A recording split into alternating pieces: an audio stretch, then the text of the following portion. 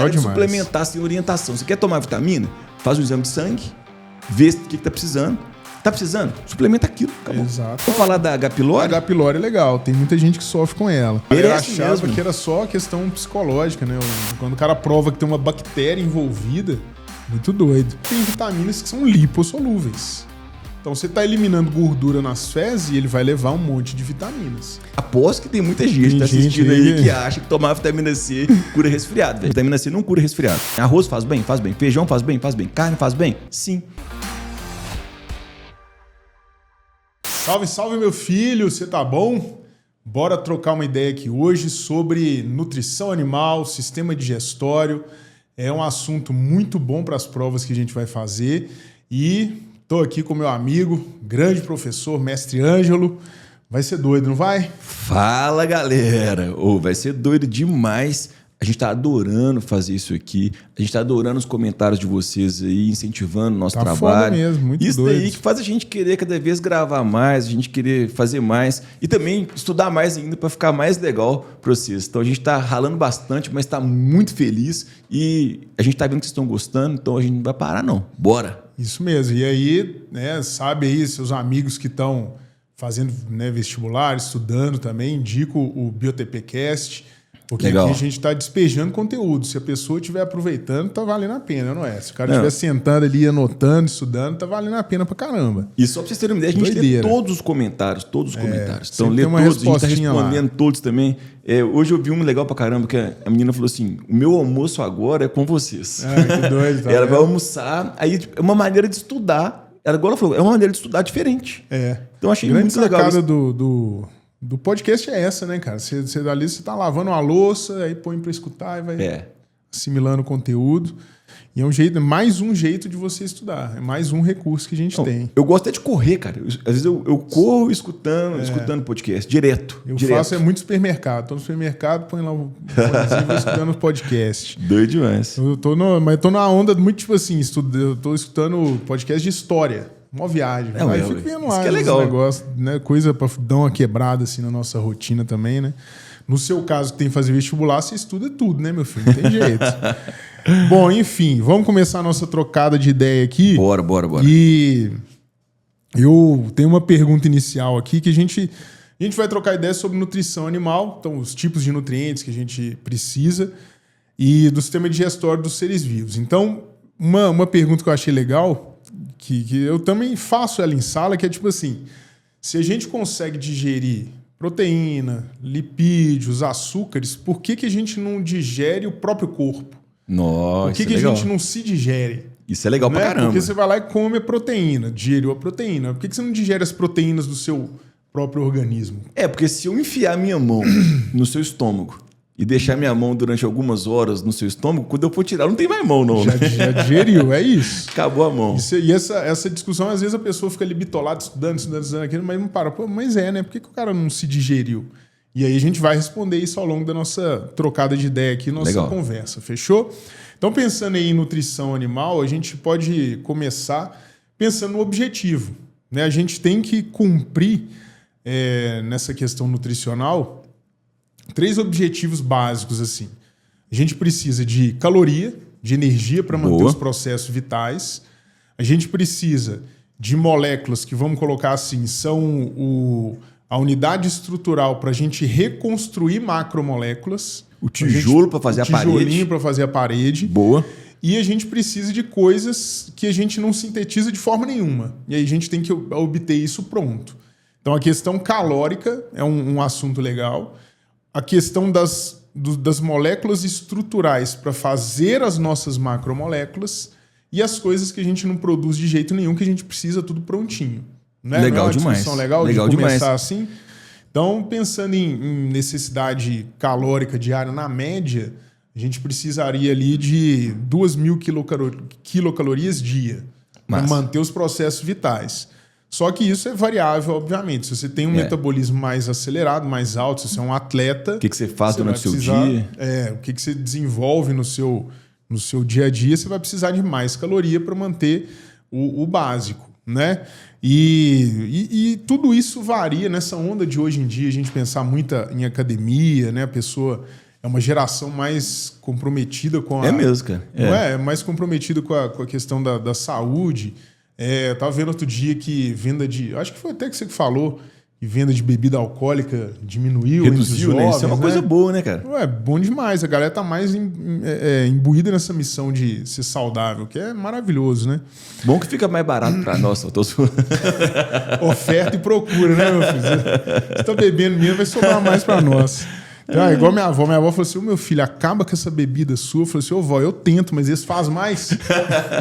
Eles produzem mais, eu tenho que. Eu vou te falar, viu? Mas eu fui reparando uma coisa sobre bebida, assim, que tô ficando mais velho já, né? E cada dia que passa eu bebo menos, porque aguenta eu percebo menos. Que não me faz mal, cara. Não me faz bem, não, cara. Não. É uma coisa péssima. A ressaca, tipo, vira doença, né? Hoje em dia eu bebo. Aí no outro dia eu falei, bicho, eu vou morrer, não tô passando mal, cara. Não, e tem aquele dado maluco, assim, que nenhuma quantidade de álcool é segura.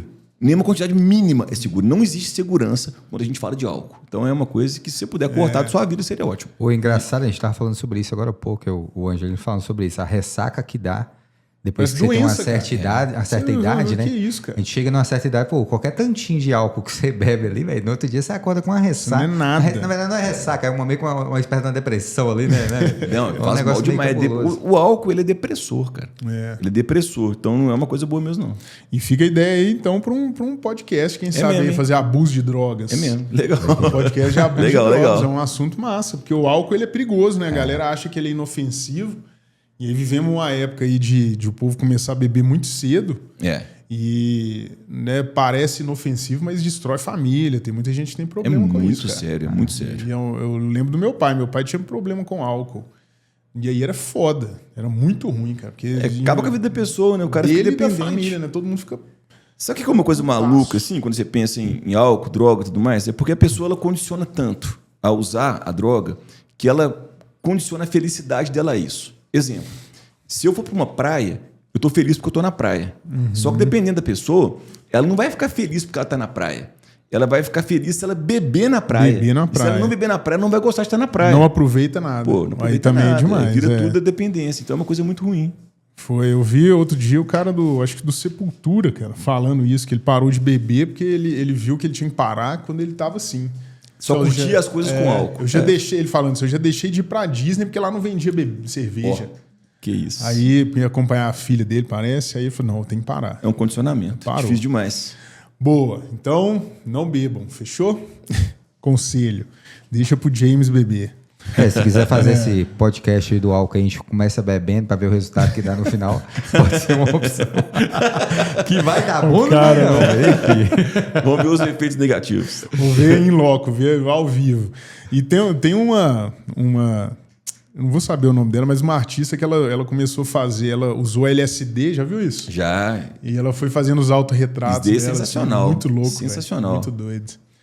Bom, mas enfim, tocando barco aqui. Então eu pensei da gente seguir mais ou menos essa linha, né? De pensar na necessidade calórica que todo mundo tem e na necessidade de pegar na natureza as moléculas que a gente precisa para construir as nossas macromoléculas. Então, nesse sentido, já me perguntaram em sala muitas vezes assim, que a gente, sei lá, tá dando aula de síntese de DNA. Boa. Aí você parte do pressuposto que a adenina, o nucleotídeo tá lá, né? Tá a adenina tá lá. Aí me pergunta, professor, mas de onde que veio essa adenina aí? E que é uma boa pergunta mesmo. É uma mesmo. ótima pergunta. Aí você vai lá e fala, não, porque a gente come. Claro. A gente se alimenta e quando você, sei lá, você come um tomate, o tomate tem células, tem DNA, você vai digerir o DNA dele, pegar os nucleotídeos dele e remontar do seu jeito. Maravilha. Então essa visão é interessante que você tenha. Você vai... como a gente é heterótrofo, né? Somos heterotróficos, a gente precisa comer. E para a gente construir a nossa proteína, o nosso DNA, a gente precisa do tijolinho básico, do monômero. E aí a gente consegue isso na natureza. Demorou? E precisa do monômero e precisa de energia. Você tem que lembrar que a lógica do mundo é desordem. Isso é uma coisa assim, é clássica. Aí você fala, eu não consigo lembrar disso. Pensa no seu quarto. Se você não organizar seu quarto, cada dia que passar ele vai ficar mais o quê? Desorganizado. E você faz parte do mundo. Então qual que é a lógica sua? A desordem. Uma pessoa que morre, ela não tem mais energia. Ela deixa de existir, ela desorganiza. Então essa pessoa vai liberar o carbono, o nitrogênio, tudo dela.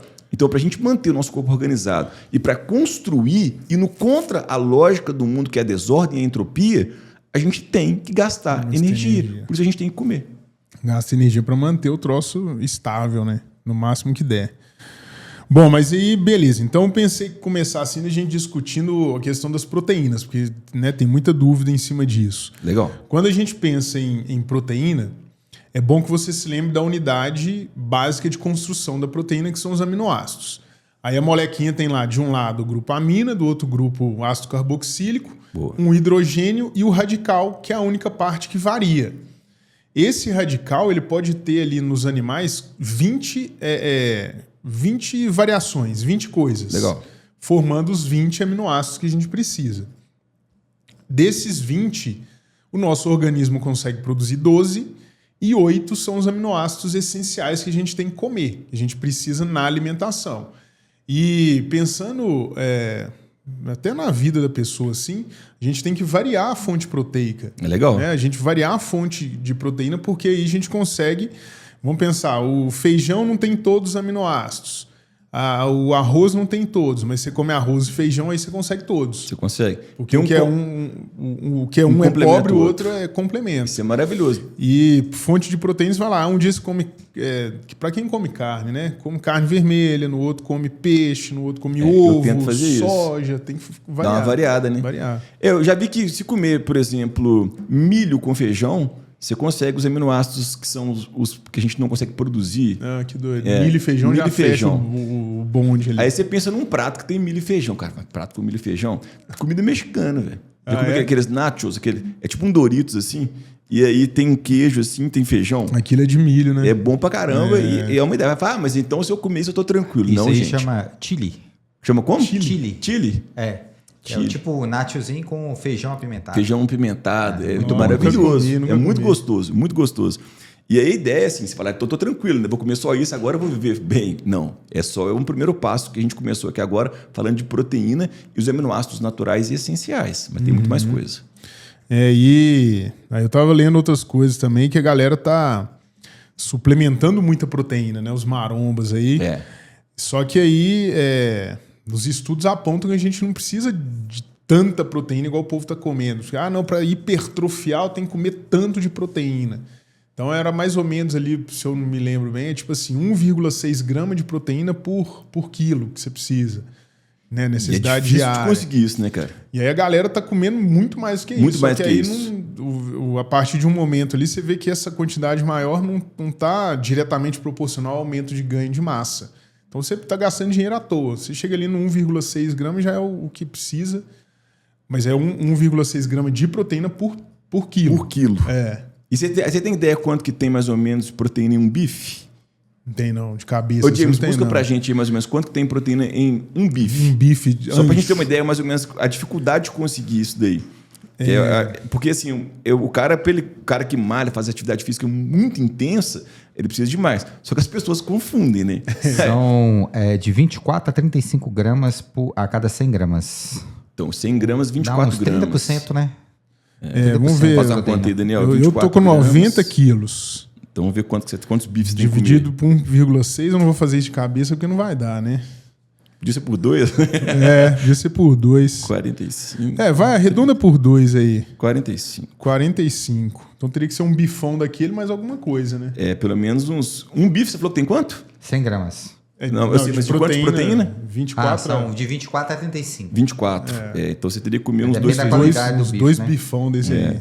E assim, aí não é todo mundo tem acesso a tudo, assim. E aí, se o cara for atleta, ele tem que comer mais. Só que tem gente que confunde. Aí o cara fala assim, eu sou atleta. Aí você vai ver o cara faz meia hora de academia, 2 vezes por semana, e usa uma blusinha escrita assim, atleta. Não, e a camisinha tem aquela que tampa o mamilo, já viu? Com a camiseta. Não dá. Você já usou aquela, James? Qual? A camisetinha de maromba que os caras... Essa eu nunca vi, não. A trança aqui nas costas, eu não tenho estrutura tampa os mamilos aqui, ó. Pelo amor de Deus. É porque assim, o cara que é atleta, o cara treina muitas horas todos os dias. Então esse cara precisa de um acompanhamento extremamente sério mesmo, de um nutrólogo, de um nutricionista. Agora, uma pessoa que tem uma vida normal tem essa base aí que o Daniel comentou com vocês.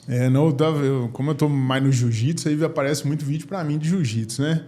Aí os caras respondendo lá aos alunos, falaram assim, professor, será que eu treinando 3 vezes por semana eu consigo virar um atleta profissional de jiu-jitsu? Aí o cara falou, bicho, claro que atleta não. profissional treina 3 vezes no dia. O dia cara inteiro. De manhã, de tarde, de noite. Cara, dedicação exclusiva. O cara 3 vezes no dia. Eu falei, caraca, aí tô meio longe então. Quando eu era mais novo, que eu nadava, e nem era profissional, mas eu sonhava em ser profissional na época, assim. E eu treinava 2 vezes no dia. Aí. Então você imagina. Aí você imagina o nível do negócio. E não era um atleta. Só pra você ter uma noção, assim, hoje em dia eu gosto de correr. Às vezes eu vou participar de uma prova que tem profissional, realmente atleta de verdade correndo. Você vê os caras fazendo aquecimento. Se você fizer o aquecimento de um atleta, de um cara que realmente é profissional, nem correr você corre. É uma coisa, é distante da gente, é distante. O cara dedica a vida dele a isso, né, cara? Você vê o corredor eventual ali, quando ele faz um pace ali de 5, tá bom, né? 4 5 tá ótimo. Os caras correm a 2, velho. 2. Pace 2, 2 e pouco, você é maluco. Você faz 3 e pouco, maratona. 3 eu vi um experimento, assim, não é nada científico, mas os caras fizeram, para tentar bater o recorde da maratona, 6 caras revezando para correr. Cada um corria um tempo para tentar fazer o que um cara fez. Lá.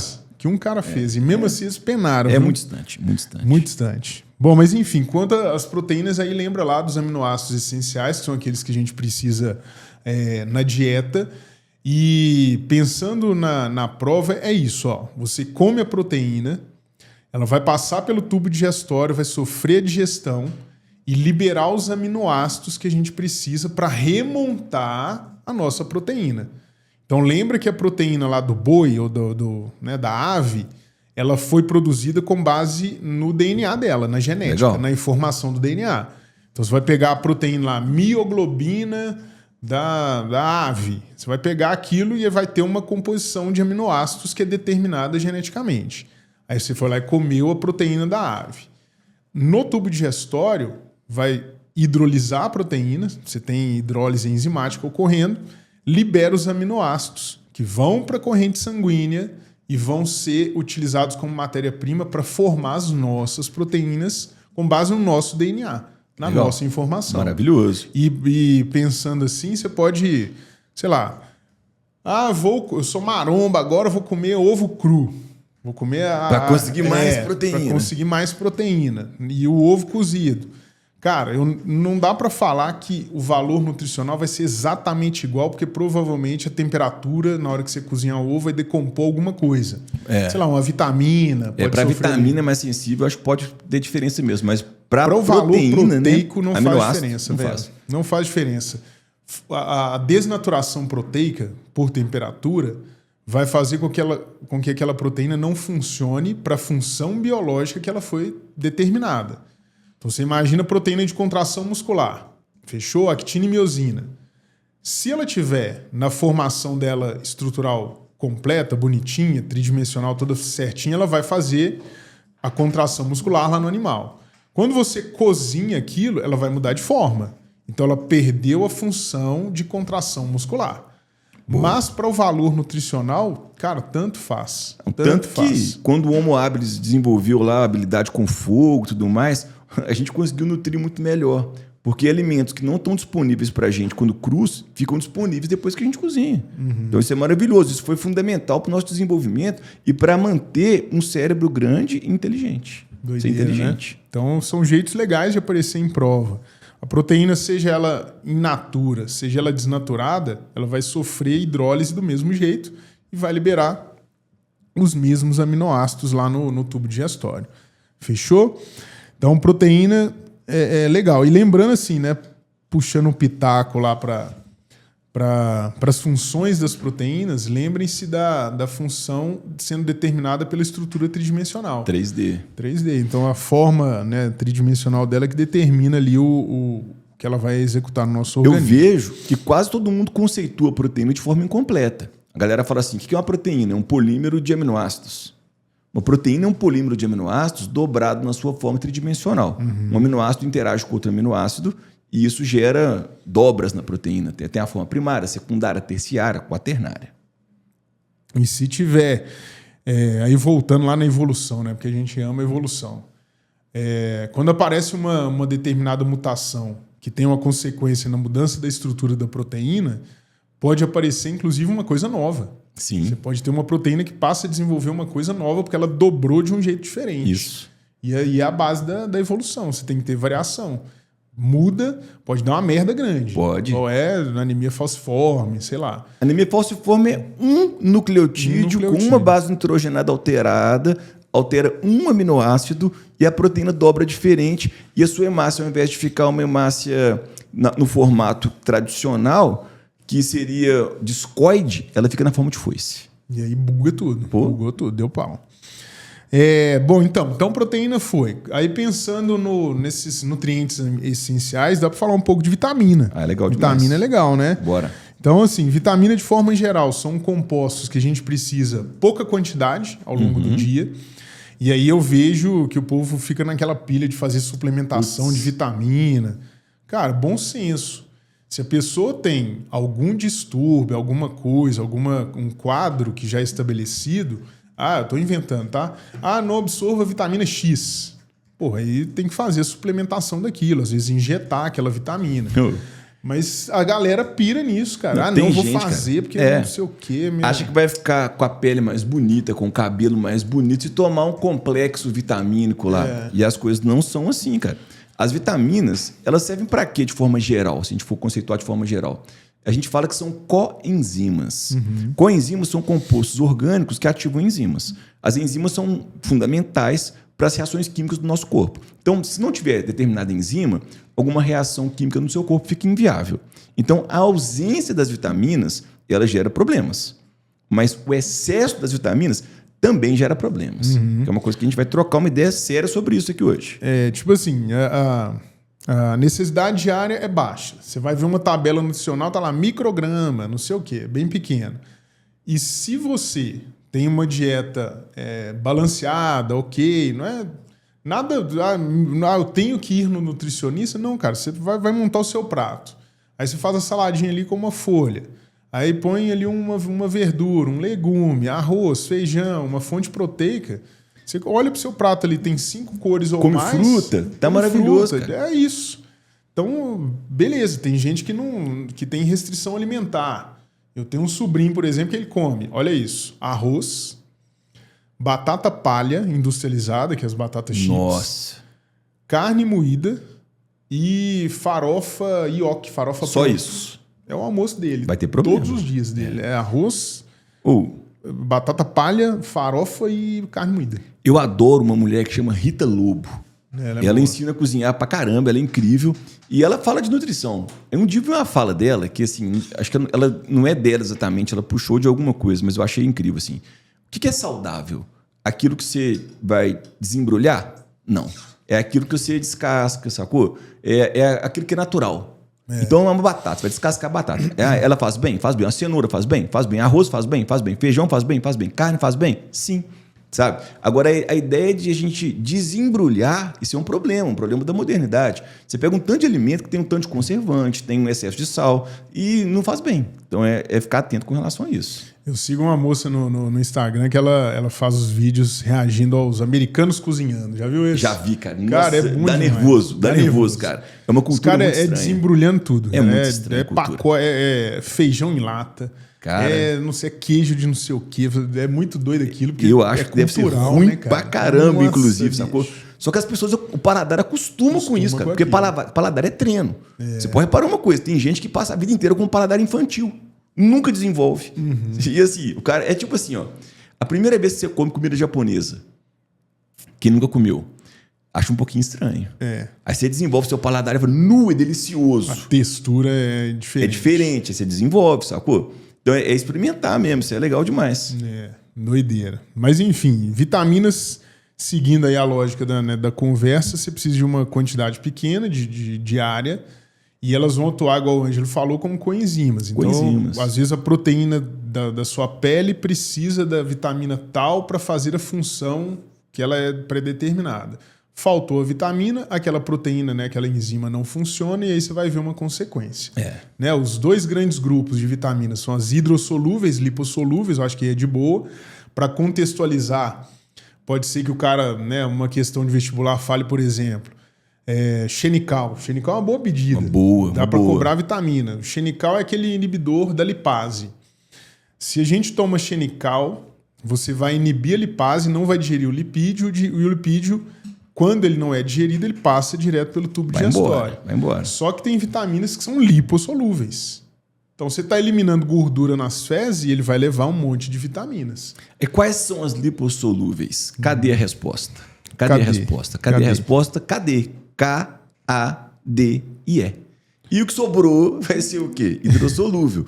Aí os meninos falam assim, então sobrou o quê? B e C. Então eles falam, mas tem muito mais lipossolúvel do que hidrossolúvel, então, né? Vai ver o complexo B, o tamanho dele. Exatamente. É vitamina demais, cara. Vitaminas do complexo B é uma galera. Você não precisa decorar todas, mas algumas são boas de prova, né?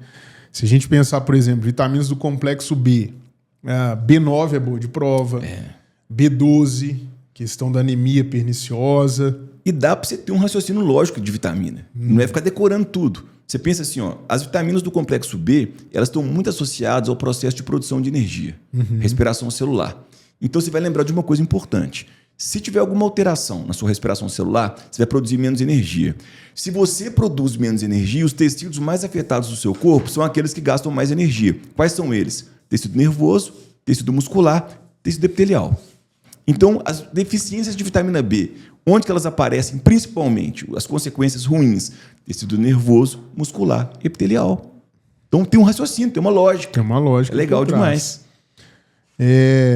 Bom, enfim, então essas vitaminas do complexo B, eu queria chamar a atenção aqui, igual o Ângelo falou, a maioria delas está associada a metabolismo energético. Sim. Só que aí, pensando na B9 e B12, que eu acho legal de falar delas... Tem uns detalhes. Tem uns detalhes interessantes, né? A B9, que é o ácido fólico, é aquele que aparece no rótulo dos alimentos de farináceos, né? Pão e derivados, você pode observar. Então sempre tem lá assim, ó, às vezes tem, né? Às vezes não, mas fala assim, composição, farinha integral. Se tiver farinha integral primeiro nome, tá bom, viu? Isso é bom, tem muita farinha. Aí depois vem farinha enriquecida com ferro e ácido fólico. Então, se for comprar um pão de forma, observa isso. Primeiro nomezinho ali, que se tiver farinha integral, é o melhor possível. Aí depois vai vir um nome... Farinha enriquecida com ferro e ácido fólico. O ácido fólico, ou folato, ele está associado ao metabolismo de duplicação do DNA. Né? Então, a gente vê muita associação disso com problemas na formação dos glóbulos vermelhos e, consequente, anemia. Mas também a vitamina B9 está associada ao fechamento do tubo neural. Legal. Então, quando... uma mulher vai, né, faz tudo planejadinho, né? Vai engravidar, ela tem que fazer suplementação de ácido fólico. Tipo uns 2 meses antes da... Não, sabe por que tem que fazer a suplementação? Porque, olha só, pensa numa coisa assim. Imagine que você engravidou. Você é uma mulher, você engravidou. Quando é que você desconfia que você está grávida? Imagina assim, você transou dia 14. Você está esperando menstruar que dia, mais ou menos? Seu ciclo é regular, o clássico? Você está esperando menstruar mais ou menos dia 28, 2 semanas depois. Só que às vezes atrasa a menstruação, né? Você fala, deu uma atrasadinha e tal. Aí você espera uma semaninha ali para ter certeza que vai estar grávida mesmo. Aí você vai comprar o teste de gravidez no mínimo com 3 semanas. Quando que acontece o fechamento do tubo neural? 3ª semana de gravidez. Ou seja, se você não se antecipou e manteve a taxa de ácido fólico legal, você pode ter uma deficiência no fechamento do tubo neural que traz consequências, né, Daniel? Nossa, é muito treta. Se digitar no Google aí, você vê... tem um quadro que chama espinha bífida. Espinha bífida. Nossa, é muito feio, porque dá muita dó, porque é bebezinho, né, cara? Aí você olha para aquilo e fala, meu Deus. Custa para fechar, né? Custa para fechar. Aí você vê algumas imagens, dá uma bolha, assim, no dorso da criança, né? Na região lombar, assim. É bem treta. E tem uma coisa que chama espinha bífida oculta. Às vezes a criança nasce, você olha por cima assim, tá normal. Olha. Aparentemente tá normal. Só que de repente começa a crescer pelo na região ali da espinha dela, sacou? Olha. Cresce pelo, um tufo de cabelo. Essa é uma evidência de uma espinha bífida que chama oculta. Aí é cirurgia, médico, é um processo muito longo de recuperação. Muitas vezes a pessoa não recupera 100% e fica com algumas alterações no caminhar, às vezes fica com alguma dificuldade. Porque se você pensar que é uma cirurgia no sistema nervoso central, né? Treta. Bom, mas enfim, B9, ácido fólico, lembra aí da espinha bífida. No caso da B12, B9 e B12, a deficiência das duas podem aparecer na prova como anemia megaloblástica. Né? Você vai ver, se a pessoa fizer ali um exame de sangue, ela vai ver na corrente sanguínea hemácias nucleadas circulando. Não amadureceu, isso é uma evidência que tem alguma coisa errada, porque a gente sabe que hemácia, quando está madura, é anucleada. Confere? Então, se tiver na célula ali algumas hemácias grandes com núcleo, tem alguma treta aí, tem que investigar. O nome é muito bom, né? Anemia megaloblástica, porque quando a hemácia está madura, ela é nucleada. A hemácia cresce, mas não perde o núcleo. Tá esquisito, né? Então ela é uma grande hemácia com núcleo. Por isso megaloblástica. Blasto é jovem. Um jovem com núcleo. Você libera ela antes de amadurecer. Aspecto de jovem, né? Que é como se tivesse jovem com núcleo. Então é uma evidência. E aí, o que pode aparecer em prova? Se for realmente uma deficiência nutricional, você vai suplementar com B9 e B12, vai resolver o problema. Só que aí tem aquela história da anemia perniciosa. Legal Você que gosta de falar dela, né? Isso é muito legal, velho, porque os caras, eles chegavam lá, viam o exame de sangue, o médico via, aí via que a pessoa estava com as hemácias lá com o núcleo, anemia megaloblástica. Aí o que ele fazia? Ele falava, vamos tomar a vitamina B12, que você vai melhorar. Aí dava a vitamina B12, o cara ia lá e melhorava. Geralmente era assim. Só que algumas pessoas não melhoravam de jeito nenhum. Aí os médicos começaram a falar assim, essa anemia sua é uma anemia cheia de maldade. Pernicioso é cheio de maldade. Então não adianta tomar, para essas pessoas que têm anemia perniciosa, não adianta tomar a vitamina B12 por via oral. Porque para a vitamina B12 ser absorvida, ela precisa ligar numa proteína do estômago, que chama proteína intrínseca do estômago. E aí ela vai ser absorvida. Lá você tem o duodeno, depois tem o jejum. Lá no jejum ela é absorvida. Mas ela tem que ter ligado no estômago a proteína intrínseca. Algumas pessoas têm uma deficiência genética e não produzem a proteína intrínseca. Então não adianta para ele consumir vitamina B12. Ele não vai absorver. Ele tem que injetar. Essa é a solução. E às vezes aparece isso, sempre me perguntam em sala, a pessoa que fez cirurgia bariátrica, às vezes precisa fazer suplementação de B12. E aí é injetável, porque se a pessoa tem uma alteração estomacal, pode ser até momentânea, às vezes uma gastrite, uma doença, seja lá o que for, uma inflamação, o estômago vai mal, não produz lá a proteína intrínseca, não absorve B12. Então não adianta aumentar o aporte oral, tem que injetar. E sabe o que é louco também? Pessoas que fazem tratamentos longos com os prazóis da vida, tipo omeprazol, pantoprazol, essas pessoas tendem a ter um problema também com essa proteína intrínseca. Porque é o seguinte, você tem uma célula do seu corpo, lá no seu estômago, que é a célula que faz HCl. A célula que vai fazer o HCl, ela chama célula parietal. E para isso ela precisa de uma enzima. A enzima chama K+H+ATPase. E ela vai fazer o quê? Ela vai bombear H+ para fora e o K+ para dentro dessa célula. Essa enzima que faz isso. Aí quando ela libera o H+ para fora, o H+ combina com o Cl e vira HCl. E aí seu estômago vai ficar ácido e para poder ter uma ligação boa da proteína intrínseca lá na vitamina B12, ela ter depois uma boa absorção, o estômago tem que ser ácido.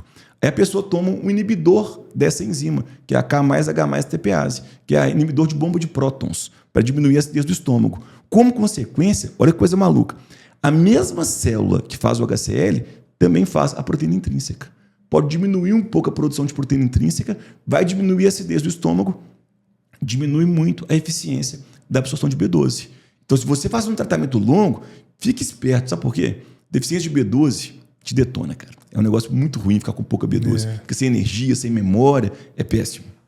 E eu lembrei desse negócio dos prazol aí, né? Dos pantoprazol, porque ele vai diminuir a acidez do estômago. Isso te aumenta a susceptibilidade à doença, né? Porque o estômago é uma barreira boa para matar bactéria. É uma questão boa, hein, Daniel? Pra caramba, velho. E aí dá uma diminuída ali na acidez, as bactérias passam batida. E eu lembro de um experimento, sempre falo dele em sala.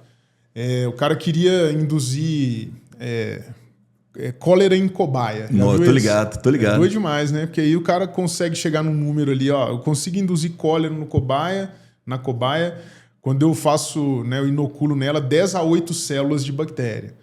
Quando o cara faz uma administração de uma colônia ali de 10 elevado a 4 células mais bicarbonato, ele consegue induzir cólera. Que doido, Só que aí, cuidado, que 10A8 e 10A4 não é metade, né?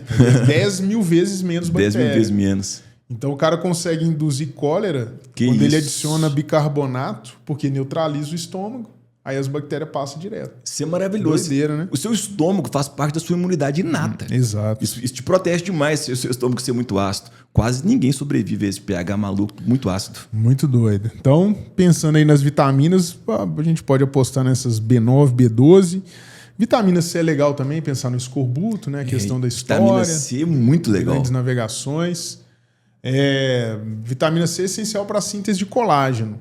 Então, né, produzir o colágeno, a pele vai bem, mucosas vão bem.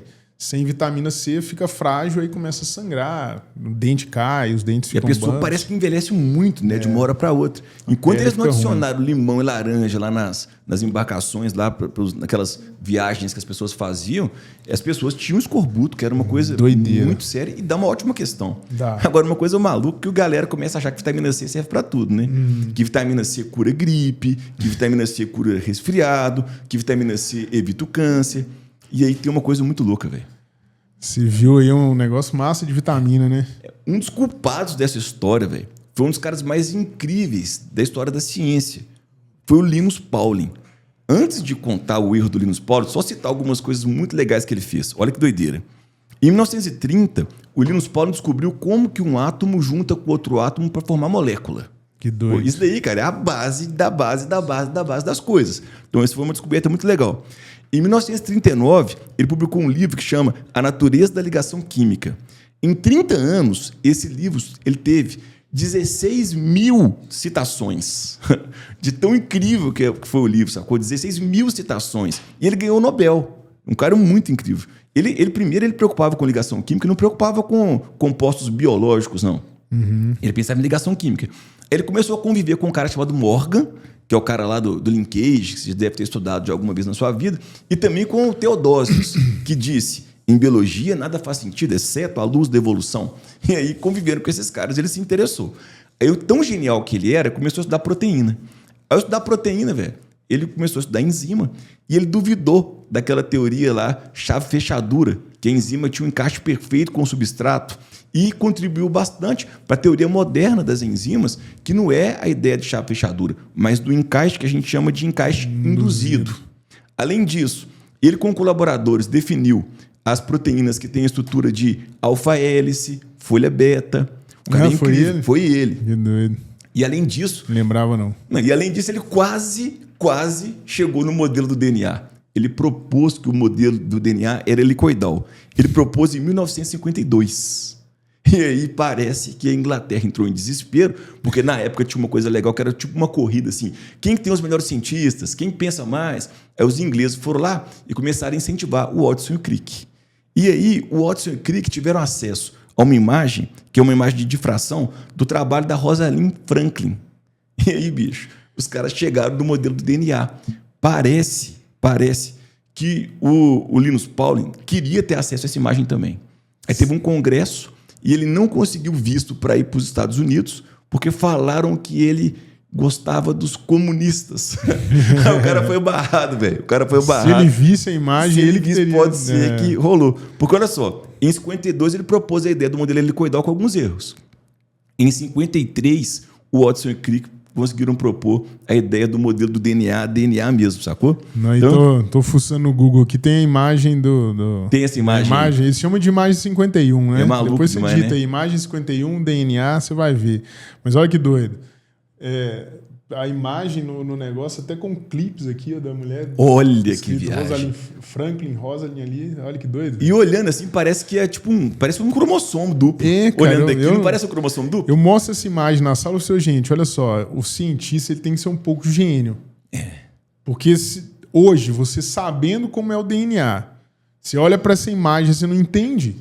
Você sabendo que a estrutura é daquele jeito, você olha seu bicho, você que olha, porra é não essa, tô velho? entendendo nada. Tô entendendo nada aqui, ó. Pra mim é um xizinho, igual você falar, um cromossomo ali. O cara bate o olho nisso e entende o negócio. Gente, eu tô... Aí, doideira demais. Tô um pouco longe dos caras, viu? Mas é isso. Então, tem gente que é incrível. Tem gente que é muito inteligente, gente que é cara. incrível. E às vezes tá na simplicidade. Às vezes o cara vê uma coisa óbvia que a galera não vê, o cara vai lá e faz um troço que é absurdamente foda, né, velho? Não, e eu quis elevar bastante o Linus Pauling aqui, porque foi um dos caras mais incríveis da história, porque eu vou falar mal dele agora um pouquinho. Né? Desculpa, o Linus Pauling.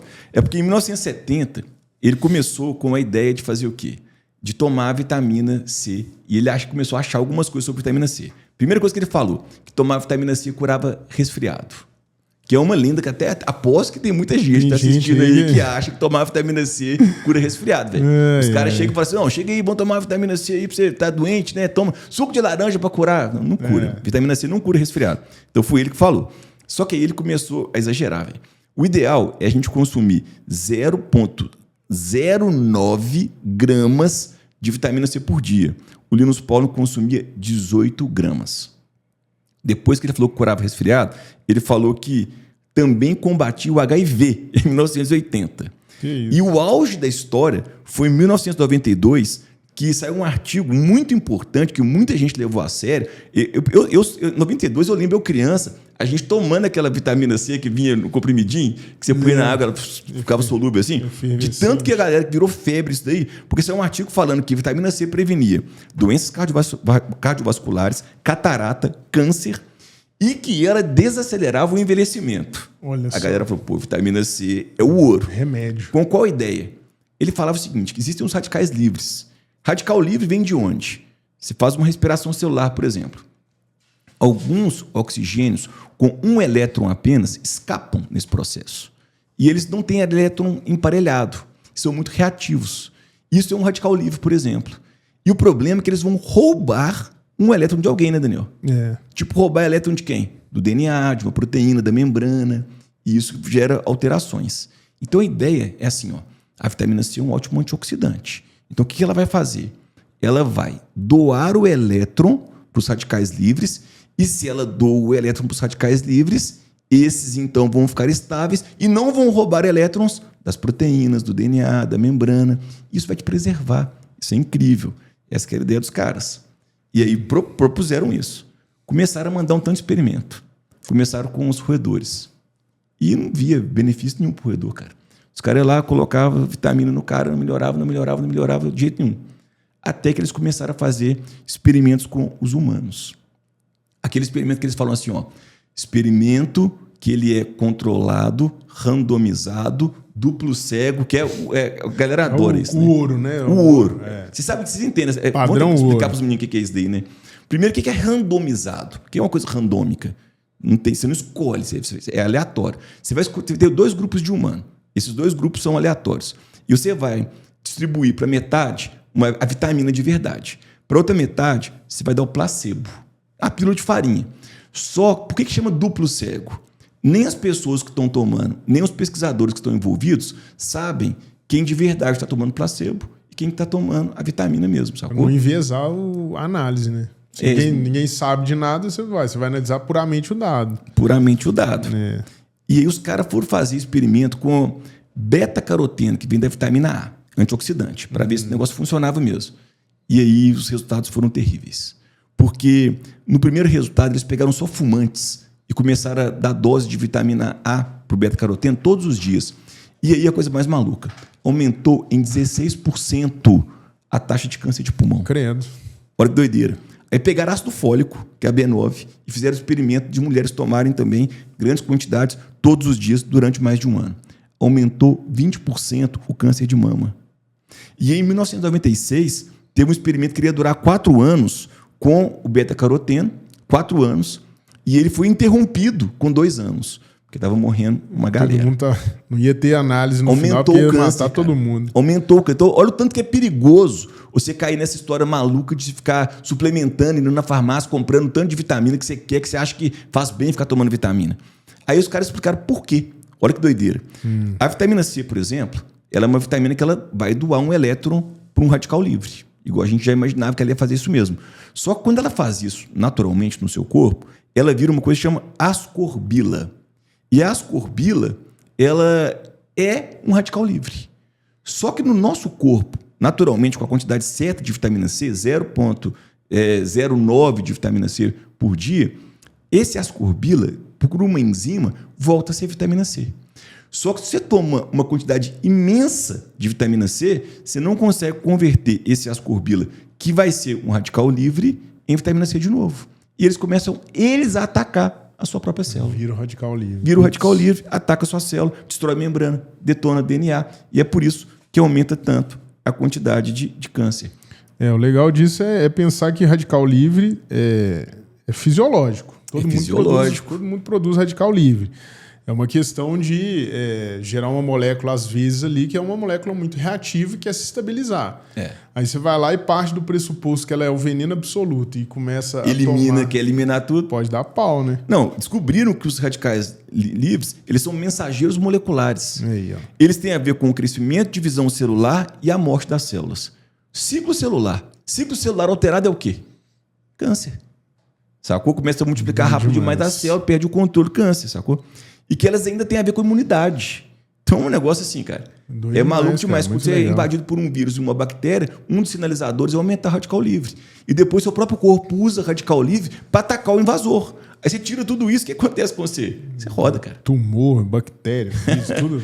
Puta então, merda, legal demais. Suplementar sem orientação. Você quer tomar vitamina? Faz um exame de sangue, vê o que está precisando. Está precisando? Suplementa aquilo. Acabou. Exato. Fica tomando essas coisas, vê a internet, o povo vai lá, não, toma isso, faz aquilo. A pessoa mesmo, provavelmente, ela consultou um médico, ela tá de boa, mas a receita dela, ela sugere para você. Aí você vai lá e toma também. Você fala, como assim? É tipo essa galera que toma soro da imunidade. O cara vai para um hospital, fica tomando soro de sal mineral, vitamina em altas doses e acha que tá ouro. Ele acha que ele vai se dar bem. Não vai. E o negócio é caro, tá? Caro. E a pessoa acredita nisso daí. Assim, quando eu vejo médico sério falando, eu sigo muita gente séria falando, eles fazem até aquelas enquetes assim, o que para você na medicina é uma coisa preocupante, que é uma coisa que acha que não é legal? Os caras falam, soro da imunidade. Ele tá tomando um sorinho de vitamina ali, de sal mineral, pode saber que esse médico não é muito sério, não. Tá aí as pesquisas, né? Tem bons e maus profissionais em tudo, né? Em tudo. Tem que procurar pelo menos mais alguém ali. Teve uma recomendação, vou em outro para ver. Pega uma outra informação. Não custa, né, pô? Bom, massa. Então, vitaminas, quer chamar mais atenção para alguma aí? Tá de boa? Para mim, fechou. Tá de boa, né? Boa. Bom, beleza. Aí, seguindo a lógica aqui, vamos pensar no tubo digestório. Aí a gente vai pensando em cada órgão ali, falando um pouco sobre cada um deles, mas sem o rigor de uma aula, porque isso aí vocês têm aos montes, né? O sistema digestório é bem tranquilo. Inclusive, se quiserem participar da nossa revisão, não esquece, aqui embaixo tem um link, você vai clicar nesse link aqui e vai ter as informações que vão ser dadas para as pessoas que estão participando, quem clicou no link e entrou no nosso grupo. Exatamente. Não dá mole não, porque é a melhor revisão do Brasil, meu filho. Não tem jeito não. Mas enfim, então pensando assim na boca, né?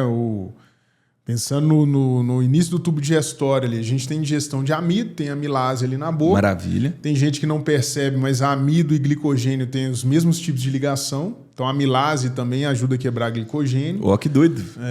Então você não tem uma enzima específica para o glicogênio no tubo digestório, né? Você tem coisa no metabolismo hepático, aquela treta lá, mas na digestão... Essa ideia foi muito legal, velho. A amilase, ela quebra a ligação alfa 1,4. Então ela vai lá e vai quebrar tudo. A glicogênio também. Maravilha, velho.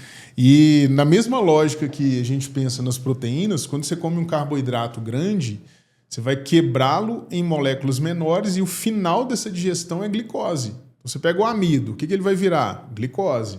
Vai para a corrente sanguínea e vai remontar na forma de glicogênio hepático, muscular e vai estocar. Então, na boca ali tem o pH neutro, a amilase. A língua é legal, já vi a questão da FMG, que é doido. De língua, com aqueles, distinção de sabores. E a questão era massa porque ela contrapunha o senso comum, né? Todo livro didático você vê, aqui na ponta é doce, do lado é salgado, não sei o quê. Aí a questão, não sei se você lembra dessa, ela era desmistifica isso, né? Do gráfico. Lembro. Assim, a questão mostrava, numa mesma papila gustativa, 2 neurônios, na mesma região, então, né? Na mesma papila. E aí ela expunha aqueles neurônios aos sabores. E aí a questão mostrava, né, que todos os neurônios respondiam a todos os sabores. O que a questão mostrava? Que ele era mais sensível a um do que a outro. Algum ponto. Então, por exemplo, você expunha lá o mesmo neurônio ao doce e ao salgado, ele reagia aos dois, mas ele era mais sensível ao doce, por exemplo. Então, o cara tinha que perceber que aquilo é um meio mito, né? Depende do quê? Da concentração do nutriente. Da concentração. Da concentração. Que doido.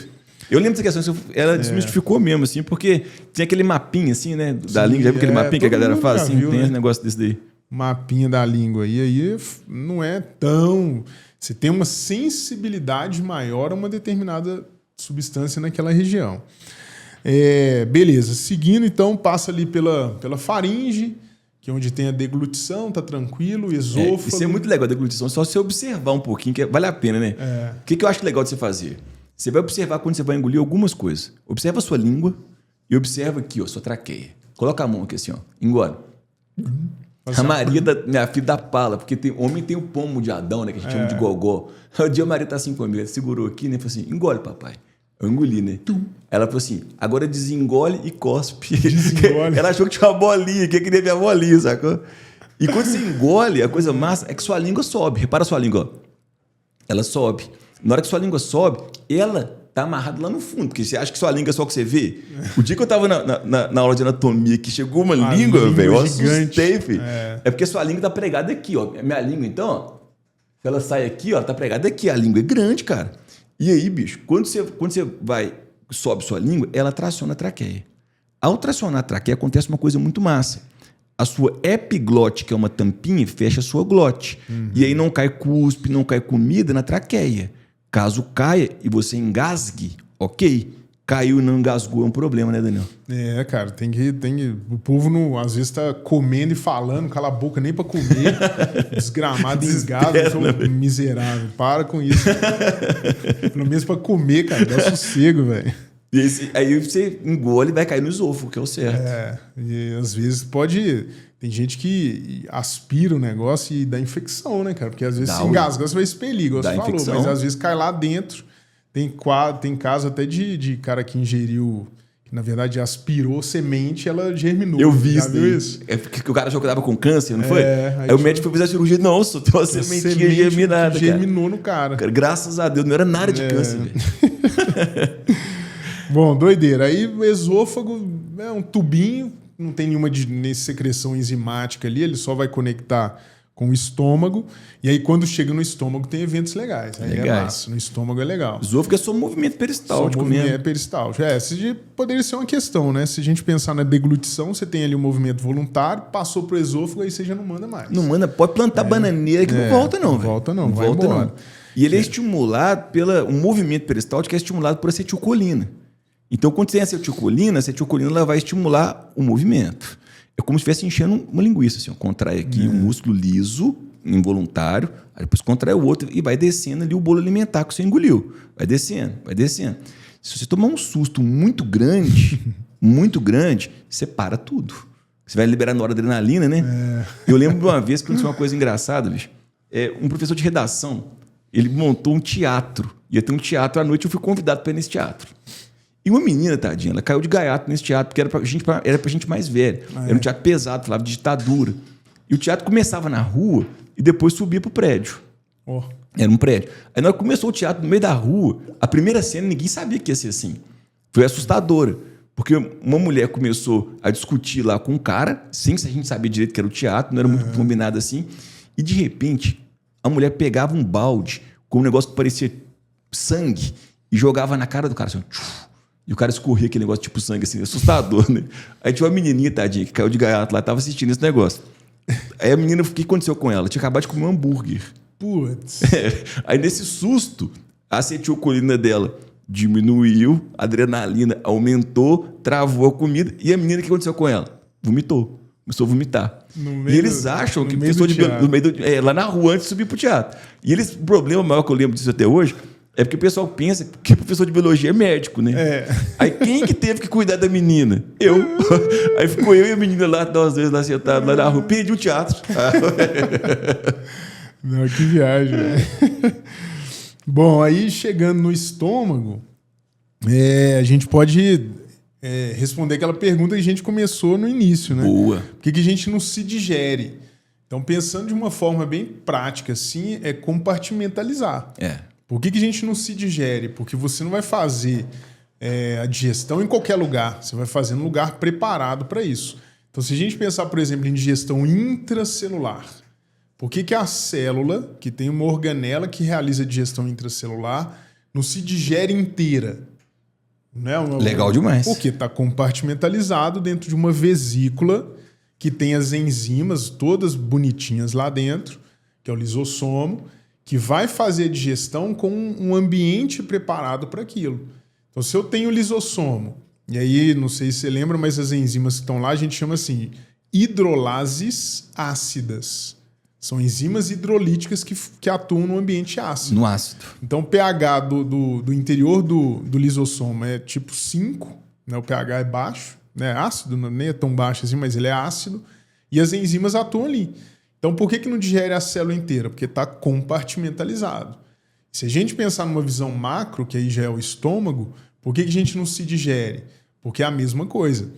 A célula, igual você falou, a célula que produz HCl é a célula parietal. A célula que produz o pepsinogênio inativado é a célula principal. Boa. Onde eles vão se encontrar para fazer a ativação? Dentro de uma cavidade chamada estômago. Então, uma célula secreta o ácido, a outra enzima inativa, eles se encontram na luz do estômago, agora vai digerir tudo que tiver para digerir. E aí você pode perguntar, mas por que não volta lá na célula e digere? Porque aí o estômago tem o muco. É o muco protetor. Maravilhoso. Que quando falha, dá merda. Porque as enzimas têm uma alta especificidade. Enzima que digere proteína, por exemplo, não vai digerir muco. Exatamente. Então é uma proteção muito legal que vai rolar ali. Esse muco protege bem. Exato. E uma curiosidade é quando uma célula quer se autodestruir, ela quer se destruir, quer ter uma autólise, ao invés dela ter uma digestão dentro do lisossomo, vários lisossomos rompem ao mesmo tempo. Isso muda o pH, deixa o pH ótimo das enzimas do lisossomo, aí a célula se digere. Doida essa lembrança, porque às vezes tem essa digestão de forma patológica, né? Também. Você tem várias, por exemplo, a silicose, a asbestose, Sim. Que são doenças que você desencadeia ali um rompimento de lisossomos de forma sistêmica. Quer dizer, não é sistêmica porque é num determinado órgão que é o pulmão. Mas a célula, os lisossomos dela começam a se romper tudo de forma patológica. Aí a célula morre. Mas aí é diferente a apoptose, porque aí não foi programado, não tinha que estar ocorrendo. A pessoa fibrosa o pulmão, né? E aí complica tudo. Respiratória. Doideira. Boa. Boa lembrança. Bom, seguindo então, aí do estômago, acho que foi, né? Não, vamos falar da H. pylori? A H. pylori é legal, tem muita gente que sofre com ela. Então, a H. pylori, todo mundo já deve ter visto aí, aquela bactéria, né, da gastrite. Os caras que descobriram que tinha bactéria até ganharam o Nobel, né? Você já viu doido demais, porque melhoraram a vida de muita gente, cara. Porque a galera achava que era só questão psicológica, né? Psicológica. O ambiente alimentação, né? Então, quando o cara prova que tem uma bactéria envolvida, muito doido. Ninguém imaginava que ia tratar a úlcera com antibiótico. Doido demais. A H. pylori ela é uma bactéria interessante porque ela tem mecanismo para viver naquele ambiente ácido. Então, ela é uma bactéria helicoidalzinha assim e ela tem flagelos. Então, se ela cair e ficar ali no ácido estomacal, provavelmente vai morrer. Vai. Então, o que ela faz? Ela nada e vai se entremeando no muco. Então, ela começa a se proteger no muco do estômago. Só que ela não deixa de ser um corpo estranho. Então, ela induz uma reação inflamatória, inflama a mucosa do estômago. Você tem gastrite? Já teve? Eu já tive. Diz que regaça, né? E não era pós dela, não. Mas eu tive gastrite já. Diz que é bem terrível. ruim, né? É uma dor que você tem, às vezes, é uma dor que a pessoa que não tem uma noção do que está acontecendo, acha que está infartando. É mesmo? Porque a dor irradia pro peito inteiro. Nossa, é um negócio terrível, sacou? E sabe qual que é a malandragem dela lá no muco? Ela tem uma enzima que chama urease. A urease transforma ureia em amônia. E olha só a malandragem dessa bactéria, velho. Isso foi questão do FMG também. Foi questão. Porque o que rola? A amônia reage com água e forma o hidróxido de amônio. Hidróxido de amônio, em meio aquoso, libera o H-. E o H- faz o que com o pH? Sobe o pH. Então, onde ela está ali, o microclima que ela cria é de um pH que não é ácido igual é lá da cavidade do estômago, cara. Doido demais. É genial, cara. Você pensar em, né, essas relações de parasitismo, essas coisas, como é que desenvolve, né? Basicamente, estou viajando uma coisa aqui, da última live que a gente fez com o Léo e tal, e agora, basicamente a biologia é falar de quê? Adaptações dos seres vivos, cara. É tudo isso. Você cai em evolução. Tudo você cai em evolução, tudo você cai em seleção. Chega numa hora que você cai nesse ponto, cara. Doido demais. Doido demais. Tem uma chargezinha que é assim, né? Tem as matérias da biologia assim no lado e a evolução no meio. Tipo uma roda de conversa e um ancião lá no meio, assim. O ancião é a evolução e todo mundo, assim. Fisiologia. O Teodósio falou também, né? Em biologia nada faz sentido, exceto a luz da evolução. Você começou o podcast assim, né? Maravilhoso. Então, acho que até o teste de H. pylori busca a urease, né? Sei, não tenho certeza absoluta disso, não. Mas a gente faz a endoscopia, né? Eu já fiz algumas endoscopias, assim. Você apaga e o cara coleta material do seu estômago para ver se tem. Não sei se ele procura bactéria, tem eu acho que tem o teste da urease positiva, sabe? Eu acho que não tenho certeza, não vai dar para buscar isso aí. Então, no estômago, legal pensar nessa H. pylori, né, da bactéria que vive ali no estômago, desgramada, causando dor. Às vezes aparece em prova até a questão de, além da úlcera, né, da ferida, de tumor, de câncer, sabe? Porque e aí é bom que a pessoa entenda que ela não é uma bactéria que vai lá no núcleo e causa uma mutação. Mas a presença dela causa, né, uma agressão ao epitélio que induz uma renovação mais acelerada. Você tem que renovar mais as células do estômago para recompor o que ela está, né, causando de dano. Mais mitose, mais chance de erro. Nó, que doideira.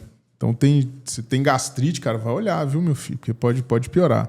E eu dei uma aula uma vez para uma menina que ela falou assim, minha avó teve gastrite e o estômago dela arrebentou. Nossa! Furou, senhora. cara. Aí ela falou assim, tá aí eu fiquei de cara, falei assim, e sua avó tá boa? Ela falou, não. Eu falei, entendi. Nossa! Não aguentou não, cara. Você Imagina vazar suco gástrico na cavidade. Tudo, né, cara? A enzima, bactéria, com tudo vazando na cavidade abdominal, tá doido. E tem gente que tem muita azia também, né? Você foi falar da azia lá do... azia, que é quando você tem ali um pouco de refluxo, começa a machucar o esôfago, né? E não está preparado para ter o líquido do estômago, no pH, né, que tá no estômago. Exato. Quando volta aí começa a queimar, porque o estômago resiste bem a isso, porque é preparado, mas o esôfago não. Bom, enfim, saiu do estômago, chega no intestino delgado, que é a primeira porção ali é o duodeno, e o duodeno ele é muito relevante para as provas que você for fazer, porque é ali que desemboca a secreção do fígado, da vesícula biliar, né? Do pâncreas. Ali, né? Tem de tudo. Tem de tudo. Sabe o que significa duodeno? Significa 12 dedos. 12 polegadas. 12 polegadas dá 21 centímetros. Ô, James, 21 centímetros é grande ou é pequeno? Depende, né, do que é. Pequeno, tem metros e metros e metros de intestino. Depende do ângulo. É a primeira porção, a menor porção que tem no intestino, cara. Depende a menor do porção. Que você tá falando. É o duodeno, é pequenininho. Intestino são quilômetros, né? É pequenininho. Não, quilômetros também não. Pra você ter uma ideia maluca, assim, essa ideia que você me deu. Se você pegar o intestino e abrir ele todo, esticar ele todinho, intestino delgado, esticar ele todo, fica mais ou menos do tamanho de uma quadra de tênis. Doideira. É gigante. Isso é massa. Bom, aí dá para puxar na função. Então, o duodeno, a gente sempre pensa no intestino delgado como órgão absortivo. Mas tem que lembrar que ele também é um órgão digestivo. De muita digestão. Então, tem o duodeno, tem o jejuno, tem o ilho, tudo somado ali dá uns 6 metros. Se esticasse tudo, velocidade, microvelocidade, aí daria o tamanho da quadra de tênis. Gigante. Então você pensa em funcionalidade. É um órgão que ainda digere, tem o suco entérico, tem o suco pancreático, tem a bile atuando ali. E dando detalhe que a bile não digere, mas emulsifica a gordura, o Enem já cobrou Cuidado isso. com essa aí é clássica. Cair nessa, você deu mole. Teve uma vez que a prova da PUC, aqui de Belo Horizonte de Medicina, errou o gabarito. E, assim, a gente na sala, a gente enfatiza, né? Bile não digere gordura, bile emulsifica, é efeito detergente. Aí tava lá assim, a bile. A resposta da questão que eles erraram o gabarito tava assim, digere gordura. Nossa. E eu lembro na época nem tinha Instagram, era Facebook. Eu acordei, na hora que eu abri meu Facebook, tinha assim 500 mensagens. A bile digere, não digere, velho, não digere. Os caras erraram o gabarito, graças a Deus. Aí eles né? corrigiram, graças a Deus. O erro é muito clássico, esse erro não dá não, aí não dá não. E uma boa coisa sobre a bile, de lembrar assim, que ela é a base para a produção de bile é o colesterol. Então dá pra gente fazer uma questãozinha legal, assim, né? Porque Você pensar, por exemplo, o povo fala assim, ó, ingestão de fibra. Fibra é aquilo que normalmente você não digere. Quando o cara fala assim, ó, tem uma barrinha de cereal aqui, rica em fibras. Então vamos pegar a celulose, por exemplo, que é uma coisa que a gente não digere. A celulose vai atuar como fibra e quando a gente diz isso, a gente está dizendo que ela não tem função calórica. Legal. Não tem caloria. Para nós, seres humanos, celulose não dá caloria. Para a vaca tem. Para a vaca já tem. Mas para nós ela tem função biológica. Então ela vai ajudar ali a aumentar o volume do bolo fecal, vai regular o trânsito intestinal. Uma que eu já vi no INCA, que é legal, o site do INCA é massa, já entrou. Aí eles falam lá que reduz muito a chance de câncer de colo. A gestão legal. De fibra meio que faz o cocô ficar mais fofinho, não agride tanto a mucosa. Isso é legal. E aí ajuda nisso. E uma que é legal é pensar no colesterol. Porque olha a lógica, que doido. Imagina que você tem lá a bile, e a bile não digere nada. Ela vai emulsificar os lipídios para a lipase pancreática atuar. Boa. Aí digere. Só que parte dessa bile ela é meio que reciclada. Ela volta para o sangue, chega no fígado. Então você está meio que reciclando. Então pensa assim, ó, usou o colesterol para produzir bile. A bile faz o serviço dela. Parte dessa bile vai embora nas fezes, parte dela é reciclada. Mas isso é legal, hein? Isso é legal. Aí, quando você ingere muita fibra, parte dessas fibras se ligam nas moléculas de natureza lipídica, inclusive bile. Que doido. Então, a fibra liga nos lipídios e você faz cocô com um teor maior de lipídios. Manda embora. Menos bile é reciclada. Doido. Então, olha que doido. Se está voltando menos bile para o sangue, você vai ter que lançar mais mão de colesterol para repor a bile. Olha. E com o tempo você reduz o colesterol de sangue. Então, comer fibra legal. Diminui o colesterol do sangue. Exato. Olha que legal, velho. Isso é uma questão linda. Isso é maravilhoso, porque legal demais. Você está conectando a nutrição com a funcionalidade, com a base da molécula para fazer a outra. Doideira, né? Doideira demais. Tem umas palavras malucas que aparecem às vezes em prova, o cara fica desesperado, um dia você vai estudar isso, vai ficar desesperado. Igual o cara fala assim, ó, a presença do lipídio lá no duodeno estimula a produção de colecistocinina ou colecistoquinina. CCK. E aí o galera fica desesperado, né? Fala assim, mas que nome nada a ver, que loucura, que não sei o quê. Na verdade, faz todo sentido. É porque você tem um canal que chama canal colédoco, que é o canal que ele vai sair da vesícula biliar e ele vai em direção ao duodeno. Olha, colecistocinina. Cinina é cinese, é movimento. Então, quando você produz colecistocinina, você gera movimento do canal colédoco e descarrega a bile. Então, se você tentar entender biologia de uma forma mais lógica, porque as pessoas não veem lógica. Só decorar aí é muito nome. Eu e a Apolo trocando ideia disso na última live, que sempre que você pegar alguma coisa para você gravar e que for uma coisa individual, que estiver solta na sua cabeça, você não vai gravar. Você vai gravar na hora, mas vai esquecer. Agora, você tem que conectar com uma história. Assim que a gente grava as coisas. Ah, por que chama duodeno? Ah, a colecistocinina chama assim por quê? Você vai gravar, vai fazer sentido. Estava trocando ideia com um aluno ontem, fazendo minha aula lá com um aluno do BioPro. Aí eu estava explicando para ele, aí é só um parêntese, tá, gente? Mas é essa linha de raciocínio. A gente estava conversando sobre fibra de contração rápida e lenta. Aí eu falei assim, Thiago, eu só gravo uma informação. A fibra de tipo 1, do tipo 1 é a fibra vermelha, a 2 é a branca. O resto eu penso na hora. Essa aula eu dou uma vez no ano. Uma vez no ano. Uma vez no ano eu tenho que falar dessa aula. Se eu ficar decorando o negócio, eu gravei uma coisa. É isso. O resto eu penso na hora. Você vai puxando. Ó, a vermelha tem mais mioglobina. A mioglobina estoca oxigênio. Ah, o oxigênio está na respiração celular. Respiração celular. Então ela usa mais oxigênio. Então tem que ter mais mitocôndria também. Porque se usa oxigênio na cadeia respiratória. A cadeia respiratória acontece na crista mitocondrial. Se a crista mitocondrial tem mais mitocôndria. Aí pensa, se usa mais a respiração celular, é um processo mais lento de longa duração. Então o esporte que você vai praticar já é um esporte de longa duração. Doido demais. Contração lenta. E aí ficou doido. Falei, bicho, é isso. Agora, para isso, tem um esforço de muito tempo. Então as coisas não vão ser de uma hora para outra. Para você chegar... É tipo o cara que vai tocar jazz, por exemplo. O cara ele tem a liberdade do improviso. Mas como que ele conseguiu a liberdade do improviso? Com muitas construções que ele fez, muito esforço que ele fez. Sabe o que conecta com o que, né? Tipo eu não sei que fase que você está ainda aí, mas provavelmente muitos de vocês estão na fase da construção. Então tem que ter um esforço mesmo. Quantas horas que a gente já estudou na vida, o tempo inteiro? Antes de vir para cá, você estudou, eu estudei. Então isso é muito legal, cara. Doideira, isso é massa. Bom, então, perdi onde é que eu tô aqui. Nós estamos no duodeno, Beleza. Aí, velocidade, microvelocidade é legal de pensar. Dá para colocar uma questão aí pensando em doença celíaca, intolerância ao glúten. Porque aí a doença celíaca, quando ela avança, as vilosidades, vamos pensar que os dedos aqui são as vilosidades intestinais. Você aumenta muito a superfície de contato, porque é um órgão absortivo, tem que ter uma superfície muito grande. Só que quando a pessoa tem essa alergia, essa intolerância ao glúten, vai desencadear uma resposta imunológica.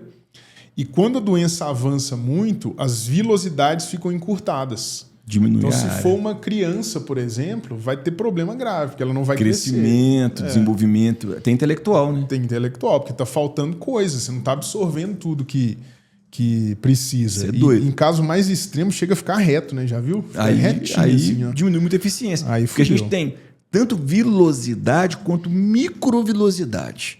A velocidade é, sabe, dobradinha? Como dobradinha, né? Dobradinha. Chama dobradinha porque é dobradinho. Você tá dobrado. Você vê. Você é retinho, né? Então seria retinho. Dobradinha é dobrado, pô. É dobrado. É daí que veio essa ideia. E tem uma coisa chamada microvelocidade. É que na membrana também é dobrado. Então é uma coisa muito louca.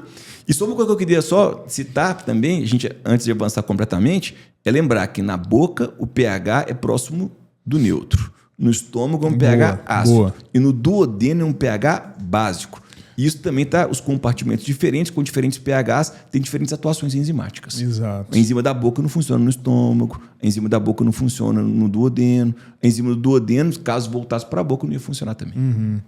É legal lembrar disso, porque aí pode ser cobrado sobre o que deixa o pH, por exemplo, do estômago tá ácido. Aí tem lá a secreção de HCl. Quando chega no duodeno, tem que neutralizar. Quem faz isso é o pâncreas com bicarbonato. E o bicarbonato. Então é uma boa lembrança. E o bicarbonato é o HCO3-. Ele tem uma boa capacidade de formar H2CO3. Então ele vai sequestrar os hidrogênios que estão livres e isso eleva o pH.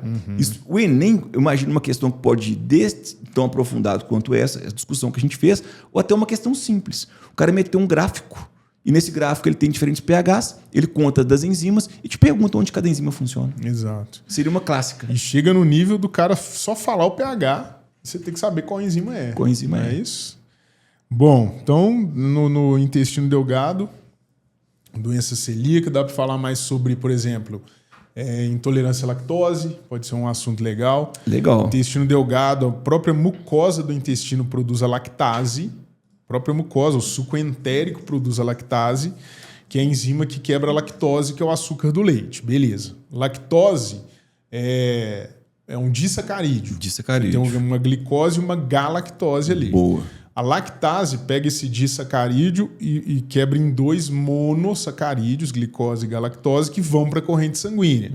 A glicose está pronta para entrar na via glicolítica lá, e a galactose tem que ser convertida em glicose para poder entrar. Então, pensando quimicamente, 1 mol de lactose, no fim das contas, vai gerar 2 mols de glicose. Sim. Perfeito? Dei uma nota? E aí, já que você falou disso, uma curiosidade que a gente tem que ter uma enzima para transformar a galactose em glicose. E tem gente que não tem essa enzima. Se a pessoa não tiver essa enzima, ela não pode consumir leite. Porque caso ela mantenha essas altas taxas de galactose, ela tem um problema que chama galactosemia. E ela começa a ter problemas, por exemplo, como catarata, às vezes até mesmo problemas... Retardo mental. Retardo mental no sistema nervoso. É uma coisa que é pesada. Então, para isso também o teste do pezinho, né? Eu descobri isso daí também. Que doideira, hein? Tô acompanhando a live aqui, tô vendo que eu tô todo zoado. Eu tenho problema com gastrite. eu tenho intolerância à lactose. E tenho refluxo desde quando eu era criança, né? De quando Nós vamos te ajudar. Eu já tô todo zoado.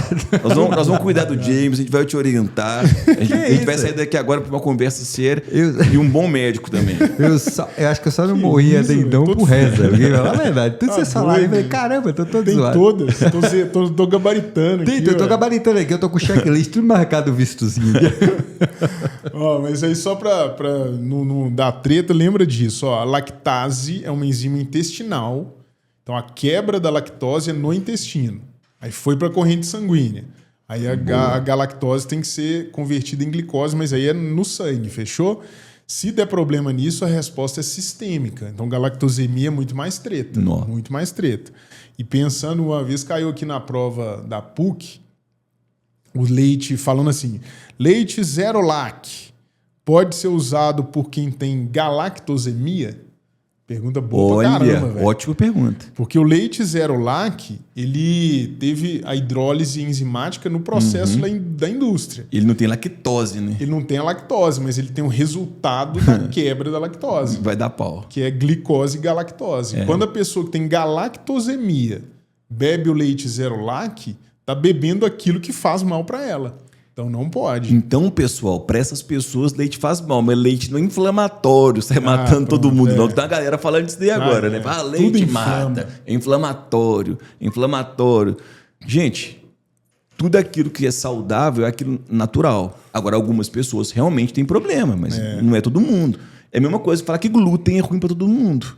Não. Glúten pode ter a ver com a doença celíaca, que o Daniel explicou, mas para algumas pessoas, não é para todo mundo, não. Caso você não está se sentindo bem, tem alguma coisa, procura um médico, investiga, um médico sério. Tem gente que não compra o leite zero lac, que é mais saudável. Aí você pergunta, mas você é intolerante? Eu falo, não, tô de boa. Não só para ficar mais saudável. É uma confusão. Sim, velho, não precisa uma confusão. disso. Eu nem sei se o preço é mais alto, acho que não, né? É mais caro. É mais caro? É mais caro. Mas aí a pessoa toma sem ter nada. O saudável mesmo é aquele que tira ali direto da faca, né? Aquele negócio que vem na caixinha, já o negócio é mais caro. Hoje tem alguns leites que são até interessantes, são mais naturais, eles não têm os conservantes, os estabilizantes.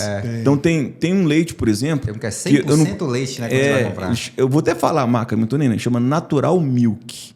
O Natural Milk é um leite que ele não tem os estabilizantes. Então, por exemplo, a minha filha, que é pequenininha, toma leite... Ela toma esse Natural Milk e, como consequência, eu também. Né? Em casa também, o Lourenço também toma. Agora que a gente tirou aquele fórmula, né? Aí ele tá tomando esse meio Natural Milk. Natural Milk. Que é um absurdo no fim das contas, né, velho? Você compra o leite que é leite. Você tá fazendo um favorzão. Ele é mais caro, porque também é mais difícil de conservar, dura menos tempo, né? Foda, viu? Agora, o que acontece com o cara? Não digeriu a lactose aí? E aí, tipo, não digeriu a lactose, ela vai passar direto pelo intestino delgado, vai chegar no intestino grosso e é comida para bactéria. Aí ferrou, né? Aí ferrou, porque vai fermentar, vai produzir um monte de coisa que é tóxica, gases. Gás e toxina. Quando é criança, estufa a barriga, criança chora, que é uma beleza, e sai diarreia explosiva. Aí é difícil demais, né, cara? Merda, bicho. Porque você tem que lembrar que o intestino delgado, ele absorve nutriente, o jejum e o ilho. E o intestino grosso absorve água e sal mineral. Só que chegou lá no intestino grosso a lactose. Aí que rolou? A bactéria agiu, né? Começa aí a comer, toxina. A partir do momento que tem toxina no seu intestino grosso, ele para de absorver a água. E o que é diarreia? Cocô cheio de água. Uma diarreia, já cocô cheio de água, já é uma coisa que vai incomodar. Só que lá é uma diarreia que, além de ser um cocô com água, ainda tem gás, velho. É um negócio assustador. É uma bomba, né? É uma bomba. Você chega no banheiro, assim, que é esse banheiro público, às vezes, aí você vê uma tampa toda cagada, assim.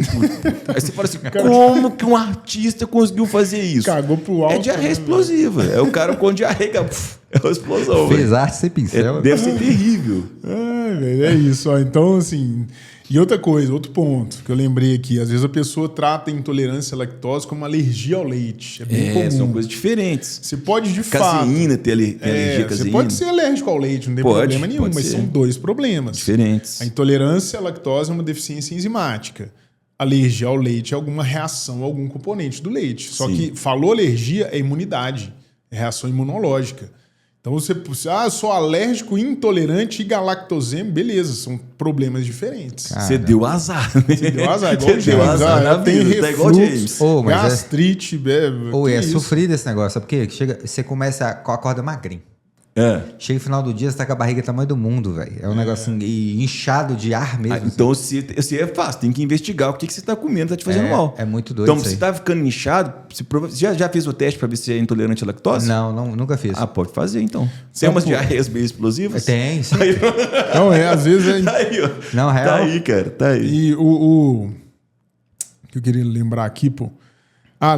o seguinte, ó. Quando você pensa em mamíferos no geral... Mamífero. Não bebe leite a vida inteira. Então, é normal você ser um adulto com algum nível de intolerância à lactose. Normal. Brasileiro é em torno de 70%. Inclusive, o mutante é quem mantém. A mutação mais recente, o gene mais recente, é quem não inativa a produção de lactase. Porque você não vai beber leite a vida inteira, né? Estou pensando assim, mamífero. Você não vê girafa adulta mamando. Já vou dar uma mamadinha ali. Aí os cachorros falam, meu cachorro bebe leite. É porque você dá leite pra ele. Ele passa mal que eu Se der cerveja, ele também toma. Você dá leite pro seu cachorro e faz um cocôzão molão lá. Faz. Mas a ideia é ter algum nível de intolerância à lactose é normal na fase adulta, porque você não deveria beber leite a vida inteira, na teoria, assim. Então a gente é tão doido que a gente ainda bebe leite de outra espécie, né? E tem um tanto de coisa que tem leite. Isso que o drama é isso. Você vai analisar, um pão, quase né? tudo tem leite. Tudo tem leite, né? Bom, enfim, chegando no intestino grosso, aí pensar ali na microbiota que a gente tem. Legal. Já várias questões disso, né? De probióticos, pré-bióticos, pode aparecer alguma coisa assim. Isso é legal pra caramba. E na absorção de água e sais. Questão da diarreia é legal também, porque você inverte ali, começa a jogar, ao invés de absorver a água, você começa a jogar água na luz do intestino grosso. E aí, como ele é um órgão muscular, imagina que ele está distendido. O que ele vai entender? Tô cheio de cocô, empurra. Aí é desespero. Aí, bicho. Às vezes você não dá nem tempo. Você fala, tô com diarreia, vou ali. Acabou. Aí já foi. Explodiu. Desce aquela água quente pela bunda fora. Eu tô aproveitar que tem dois especialistas aqui, os caras que manjam do rolê. Conte-me. Me conta um negócio. O feijão nesse rolê, porque, tipo assim, velho, você pode deixar o feijão de molho, sei lá, no meu caso, 10 dias. Velho, sempre vai me dar muitos gases. Tem gente que feijão dá gás mesmo. O que eu já li sobre feijão é que tem um açúcar lá que chama rafinose, que a gente não digere. A gente não tem enzima, mas as bactérias que estão na gente têm. Que doideira. Você começa a fermentar aquele troço aí dá pau. Aí dá esse gás. Mineirão, né? Você vai no Mineirão, o povo come que é tropeiro, putz. Vai dando o segundo tempo ali. Muito gás por ali. Eu já aprendi, velho. Tem um evento pra ir à noite que eu preciso ir alinhado, vestir uma determinada roupa. Que eu preciso estar magro pra vestir magro, assim, entre aspas, né? Aí eu não como feijão, velho. Eu não como feijão. Não como. Eu falo, velho, vou comer só arroz. Fica só da água e sal. Não, eu como comida, só não como feijão. Que aí já não estufa, né, cara? Muito bom, e tem o contrário da pessoa que tem a diarreia, que é a pessoa que tem prisão de ventre. Ela fica constipada. E isso daí tem algumas coisas que podem gerar. Primeira coisa, a pessoa hidrata pouco. Bebe pouca água, grande chance de ficar constipado. Meu caso. E uma pessoa constipada é uma pessoa cheia de cocô. Uma pessoa cheia de cocô é uma pessoa enfesada. Não tem como ser feliz. As pessoas todas constipadas são infelizes. Aquela pessoa que viaja e ela tem um hábito de fazer cocô na casa dela bonitinho, mas ela viajou, ela fica de intestino preso. Essa pessoa estraga a viagem de todo mundo. Porque ela fica mal-humorada, ela fica brava. Aí vai tirar foto na praia, todo mundo lá na praia, aí a pessoa com aquela barriguinha inchada de cocô. Bicho. Terrível, fica infeliz. Deixa eu contar uma curiosidade pra vocês. Eu tive uma namorada certa vez. Depois que eu tive uma namorada certa vez que na casa dela só tinha um banheiro. Certo? E aí esse banheiro ficava na sala. Bicho, eu ficava lá 3, 4 dias. Eu ficava 3, 4 dias sem ir no banheiro, velho. Deus me livre. Com vergonha de ir no banheiro, porque o banheiro ficava na sala. E aí ficava o pessoal sempre o tempo todo ali na sala. Aí eu ficava 3, 4 dias. Você ficava lá 3, 4 dias na casa dos outros também? Aí você tá errado, velho. E aqui, olha que doideira. Quanto aí, menos... Era outra cidade, né? Aí eu ia pra lá. E olha, você vai viver isso, né? 2 meninas lá, seu. Eu tô deitado no seu sofá. Você ficava 4 dias, você que tá errado. Seu videogame. E aqui, quanto mais tempo você não ia ao banheiro, menos vontade você tinha. De fato. E qual que é a relação? E dá uma dor no abdômen. Dá uma dor. É um negócio cabuloso. Porque é o seguinte, qual que é o objetivo do intestino grosso? O intestino grosso absorve água. E é o seguinte, você tá lá, você tem lá o cólon, que é o cólon ascendente, todo mundo é diarreia, a diarreia tá ali, chegando no intestino delgado, cólon transverso. Aí o cólon transverso vai diminuindo a quantidade de água, vai virando uma pastinha que tá ali. Aí depois tem um cólon descendente, cólon sigmoide, reto. Quando chega no reto, e o reto dilata, o que seu organismo entende? Vontade de fazer cocô. Então o que você tem que fazer? Fazer cocô. Ah, mas não estou na casa da minha namorada. E eu não vou ao banheiro na casa da minha namorada. O que acontece com aquele bolo fecal que está pronto no reto ali para sair? Ele vai endurecendo. Ele volta. Ele volta. Doideira. E na hora que ele volta, ele vai para a função o quê do intestino grosso? Absorver água. Então, cada vez que você tem vontade de defecar e que você não defeca, aquele bolo fecal vai ficando cada vez mais duro e menor. E ele menor é mais difícil dele estimular o quê? A vontade de defecar. Então você começa a acumular, vai acumulando. Depois de muito tempo você faz um esforço danado para fazer cocô. Ele chega a fazer assim, ó. É horrível que você faz um esforço imenso. Não, verdade. E depois sai um braço de lá de dentro. Aí sai uma pedrinha pequenininha. Cocôzinho pequenininho, duro com uma pedra, que ainda bate na água e espirra água na sua bunda. Pra te humilhar. Pra te humilhar. Então, humilhado mesmo. Impactado então, pra não ter intestino preso, beber muita água, comer fibra para estimular o movimento peristáltico, que é o movimento involuntário, e o comportamental. Deu vontade de ir ao banheiro fazer cocô? Vai. Eu gosto dessa aula, porque às vezes eu falo, deu vontade de ir ao banheiro fazer cocô? Vai. Aí só que tem até um desavisado, tadinho. Que nós levanta falando, na hora. Tá levantando. Não Tá na hora. Ué, velho, então é isso. Terminamos no cocô, então acho que agora eu não tenho muito o que falar mais. Né? Eu não tenho mais pra onde ir. Chegou no fim do podcast com esse papo muito didático, né, James? Mas é legal, velho, esse tipo de papo, porque, querendo ou não, vocês trazem uma visão que... Claro, eu já vi essa aula do Anjo várias vezes, já vi vocês comentando sobre isso várias vezes, e todas as vezes me vem na cabeça alguns problemas que eu tenho. E alguns deles eu já tratei por conta de aulas. Aí, tá vendo? Tá vendo? Então, tipo, esse negócio de tomar bastante água, esse negócio, rolê todo, assim. Então, tem uma galera, pode ter certeza, manda aqui nos comentários pra gente, se tem alguém que passa por isso, e a partir de hoje vai mudar a sua forma. Se mudou a sua vida, que bom, velho. Comenta com a gente, a gente tá feliz também. Tamo junto demais, galera. Valeu, gente. Foi muito da hora. massa, cara. Valeu mesmo. Valeu, Daniel. James. Valeu, Tamo James. junto. Tamo junto, galera. Bons Valeu. estudos, meu povo. Grande abraço.